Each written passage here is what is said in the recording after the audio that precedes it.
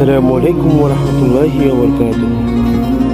আমাদের সবাইকে একদিন না একদিন মৃত্যুবরণ করতে হবে। তাই আল্লাহ তাআলা বলেছেন সূরা নিসার 69 নম্বর আয়াতে, যারা আল্লাহ ও রাসূলের কথা মেনে চলবে তারা ওই সব লোকের সাথে থাকবে যাদের উপর আল্লাহ তাআলার নিয়ামত বর্ষণ করেছেন। তারা হলেন নবী, সিদ্দিক, শহীদ ও সালেহীন নেক লোকগণ।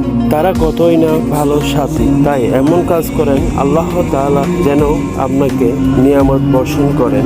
একটি হাদিসে আসলো যে সাহাল হযরত ইবনে হানিফ থেকে বর্ণিত, রাসূলুল্লাহ সাল্লাল্লাহু আলাইহি ওয়াসাল্লাম বলেছেন, যে ব্যক্তি আন্তরিকভাবে আল্লাহর নিকট শাহাদাত প্রার্থনা করে আল্লাহ তাআলা শাহাদাতের মর্যাদা দান করবেন। সুবহানাল্লাহ।